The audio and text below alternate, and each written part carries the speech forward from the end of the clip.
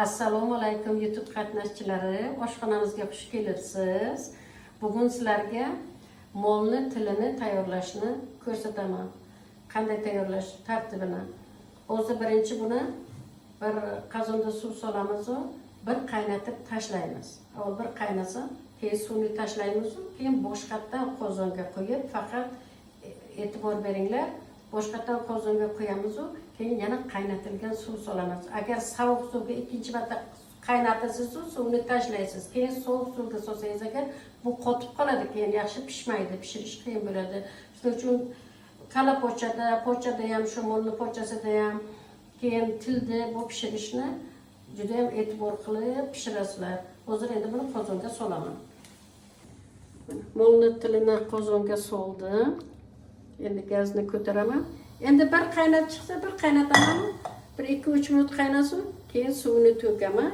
Yana keyin boshqatdan qozonga solib, faqat qaynoq suv solasiz. Bo'ynaga agar sovuq suv solsangiz agar keyin bo'ynaga qotib qoladi-yu, pishishi uncha yaxshi bo'lmaydi. Pishsa ham uncha yaxshi ildirabgina pishmaydi. Shunga juda ham e'tibor qilinglar. Bir qaynatib tashlaymiz hozir. Endi buni mana bir qaynab chiqdi. Bir 2-3 minut qaynatdim albatta. Endi bu tilda olayapman. Endi buni suvni to'kib tashlayman. Hozir tepalda suv qaynadi. Endi boshqa suv solib, keyin boshqatdan qaynatamiz, xudo xolasa. Bismillahirrohmanirrohim. Mana suvimiz qaynadi.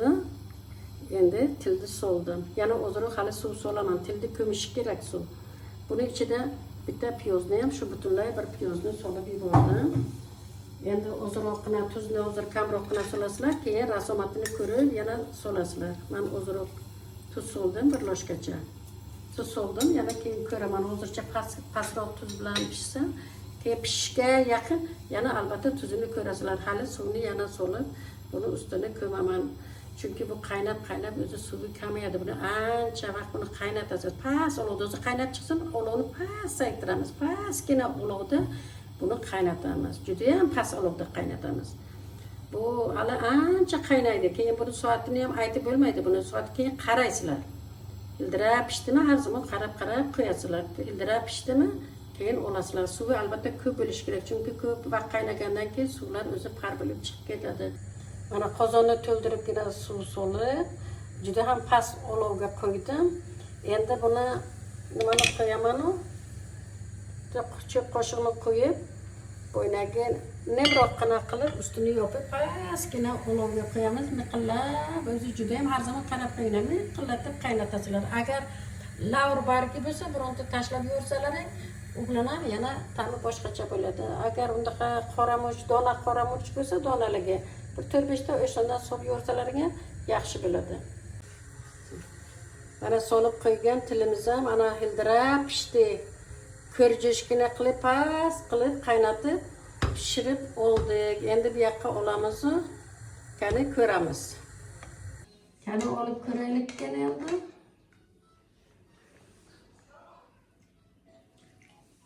Ajoyib hildirab pishibdi, o'zi ham past olovga qilqillatib qo'ydik. Ana pishirib oldik. Buni suvni ham ichsa bo'ladi, suvi ham bu yaxshi. Qani ko'raylik endi. Hali issiq juda ham. Qani kesib ko'raylik endi. Ana ajoyib bo'lib pishibdi, o'zi ham loyimgina. Ana zo'r pishgan. Buni pishganini qarang. Ana yumshoqqina. Iftorga, saharlikka juda ham ajoyib. Buni suvi ham juda ham yaxshi suvini. Ertalab nahorda yarim kosa agar suvidan nima qilsalaring, ichsalaring, keyin go'shtidan juda ham foydali. O'ynaga aytdim, til juda foydali. Uni suvi ham juda foydali bo'ladi. Albatta buni ham ichib ko'ringlar, sog'liqqa juda ham yaxshi. Yarim kosa suvni nahorda shunday ichasizlar.